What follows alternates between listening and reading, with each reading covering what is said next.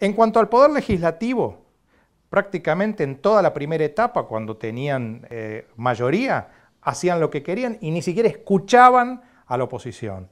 Ni siquiera los escuchaban.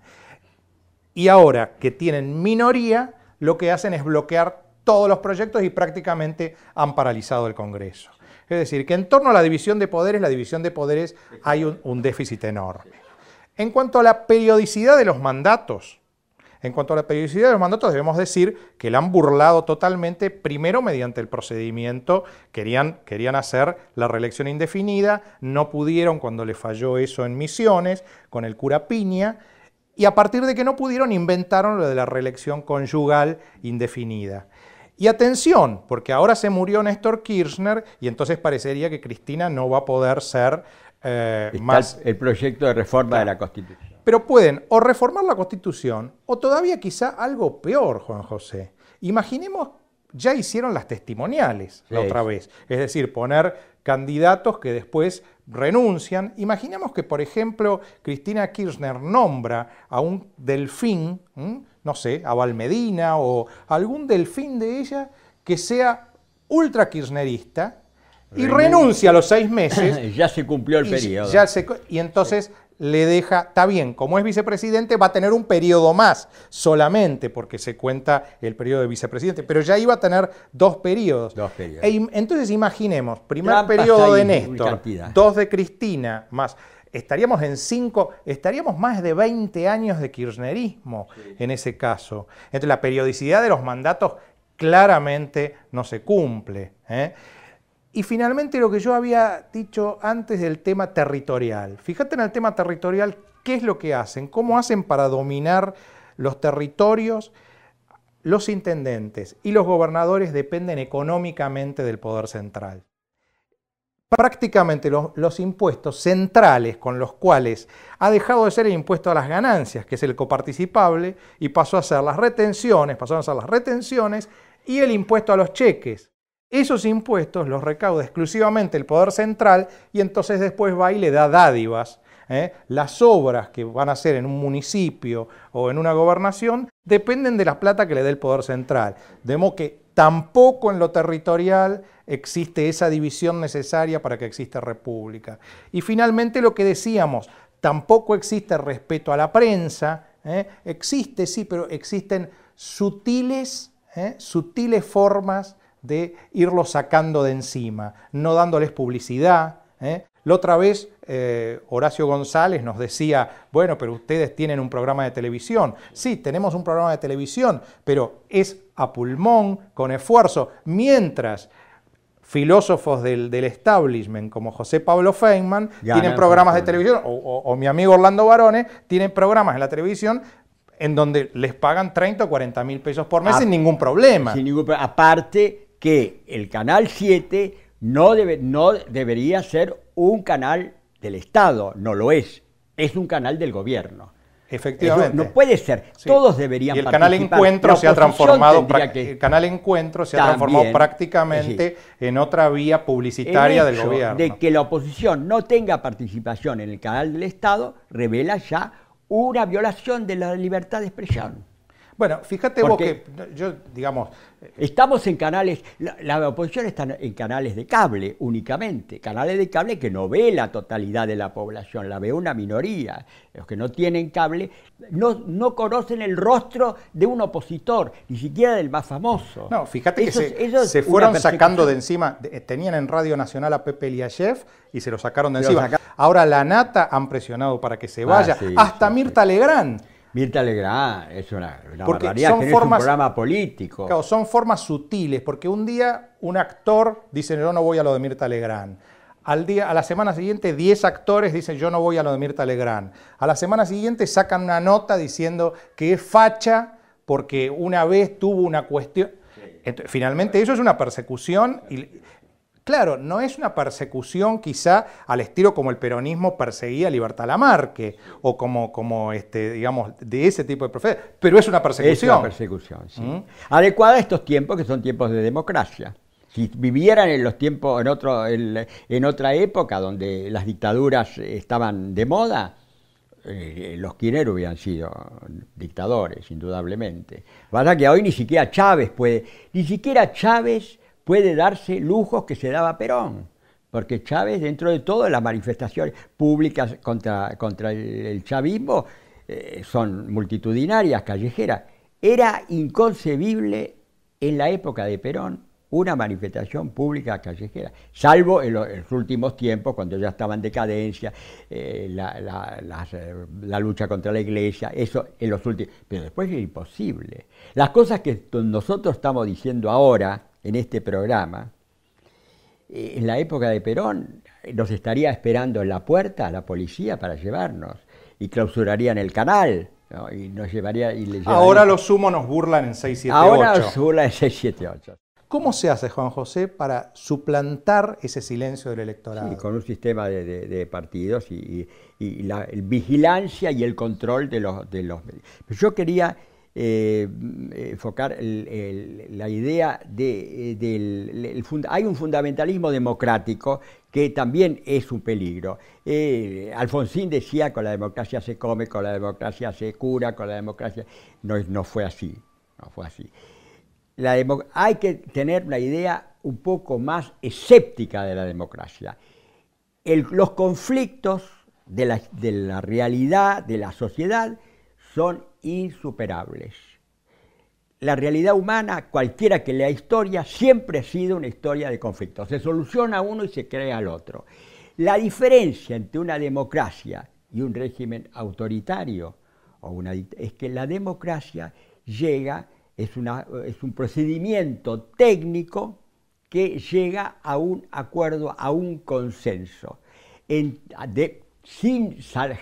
decir, que el conflicto no se desemboca en una guerra de lucha de vida o muerte. Se canaliza en el diálogo parlamentario o en el consenso entre partidos. En cambio, la idea de conflicto que tiene los ideólogos del gobierno actual, como Laclau, por ejemplo, y todos sus seguidores, basada en la teoría de Carl Schmitt, jurista nazi, es que el conflicto solamente puede solucionarse con el aniquilamiento del enemigo. Esa es la diferencia que hay. Pero la idea de superar el conflicto es una idea también totalitaria, es el orden de la derecha. La derecha considera que hay que terminar con los conflictos y crear un orden. Eso es una utopía, igual que la utopía de izquierda de considerar que se va a terminar con la lucha de clases y demás. Los conflictos de todo tipo, conflictos de clases, de sectores, de ideas, de géneros, esos conflictos van a persistir siempre. No caigamos en esa utopía, creamos en una democracia escéptica. El escepticismo, no absoluto, sino relativo, es consustancial al sistema democrático. Un problema central es que estamos en una democracia en la Argentina actualmente prácticamente sin partidos. Sí, el sistema de partidos se ha quebrado, sí, del 2001, bueno, nunca funcionó demasiado bien. Nunca funcionó demasiado bien porque el primer partido que llegó al poder mediante elecciones libres, que fue el radicalismo, se autoidentificó como movimiento y no como partido. Ahí empezamos mal, Después dura 15 años el sistema de partidos, viene el primer golpe y desde entonces hasta el 83 no hubo prácticamente partidos. Los partidos estaban tutelados por el ejército y demás. Y bueno, el 83 fue la gran esperanza que hasta ahora se ha cumplido a medias, diríamos. Se ha cumplido a medias. El alfonsinismo fue democrático, terminó muy mal por el aspecto económico. El menemismo también fue democrático, bueno, pero también terminó mal por el aspecto económico y más la corrupción. Y yo creo que desde el 2001 podemos hablar de una democracia sucia. Ahora, vos varias veces te has expedido, Juan José, a favor de la idea de un partido de centroizquierda y un partido de centroderecha. Sí, por supuesto, como Sin existen los embargo, países normales. Un poco poniéndome en abogado del diablo, lo que te plantearía es, ¿se puede ir contra las tradiciones de un país? Es decir, la Argentina tiene evidentemente una tradición que es dos partidos populistas, para decir así, el Partido Radical y el Partido Un populista Peronista. de centro y populista Lo de otro, centro. ¿no es una ortopedia demasiado violatoria de la tradición Y bueno, argentina? países mucho más antiguos que la Argentina, como España, tenían una tradición absolutamente de siglos y siglos y siglos de regímenes autoritarios y dominio total de la Iglesia Católica sobre los hábitos y costumbres. Muere Franco y de la noche a la mañana se convierte en uno de los países más democráticos y progresistas del mundo. ¿Dónde está la idiosincrasia de los pueblos? Ahora, ¿no te parece quizá mejor utilizar los instrumentos existentes ya y reformarlos? Es decir, ya que existe el peronismo y el radicalismo, usar el peronismo y el radicalismo y tratar de que uno sea de centroizquierda y el otro de centroderecha y no hacer algo ex nihilo. Eso no, individualmente puede haber indudablemente tanto radicales como peronistas que puedan ser perfectamente rescatables para un sistema democrático. El problema es que cambien de ideología. Lo que está mal. Yo no tengo nada contra las personas, ni contra Cristina, ni contra...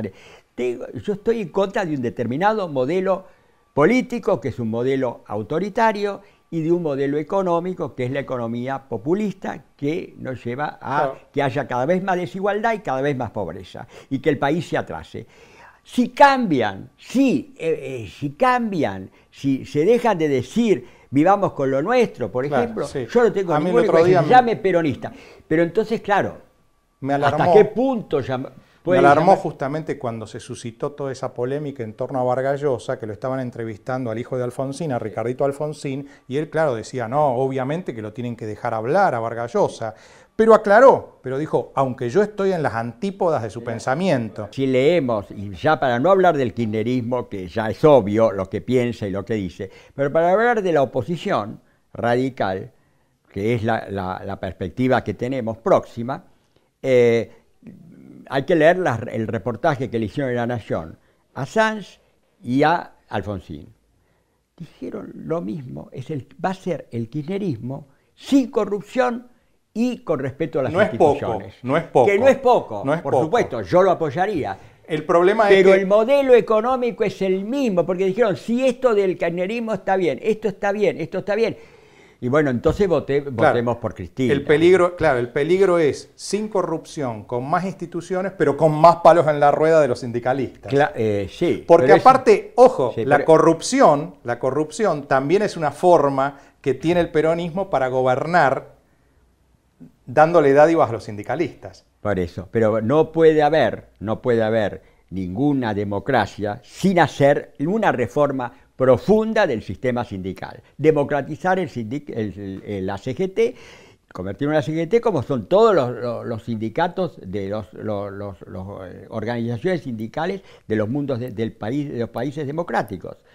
La OIT permanentemente llama la atención y reta a la Argentina por tener ese tipo de organización, sacada, por supuesto, de la Carta del Lavoro de Mussolini. Hay un sistema ahora democrático con los sindicalistas que parece consistir en encarcelar solamente a los delincuentes que están en contra del kirchnerismo. Exacto, eso no sirve para nada, no, eso no sirve para nada. Por eso, hay dos aspectos que yo no creo que la oposición política se anime a encarar. Uno, la democratización de la CGT, y otro, la supresión del subsidio al capitalismo de amigos, a un capitalismo ineficiente, sin ninguna capacidad exportadora y que vive exclusivamente de los subsidios del Estado. Sin esas dos reformas, el país va a seguir en la decadencia. Claro, va a ser muy curioso porque ahora el próximo gobierno que venga y tenga que poner el pasaje de colectivo a 8 pesos, le van a decir que es un gobierno de derecha. En realidad no es un gobierno de derecha, es un gobierno que arregla los desquicios que ha hecho el kirchnerismo, y la energía, ¿no? Claro. Bueno, se nos acabó el tiempo, Juan José, así que la seguimos en otro momento. Gracias.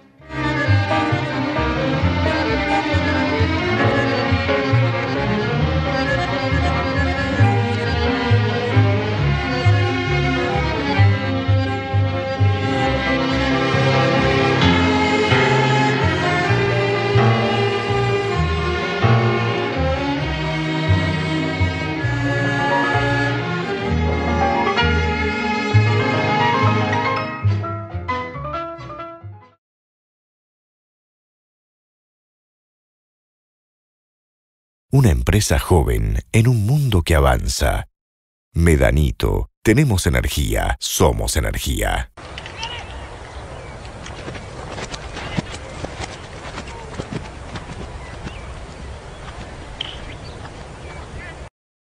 UCES, la excelencia, un compromiso. www.uces.edu.ar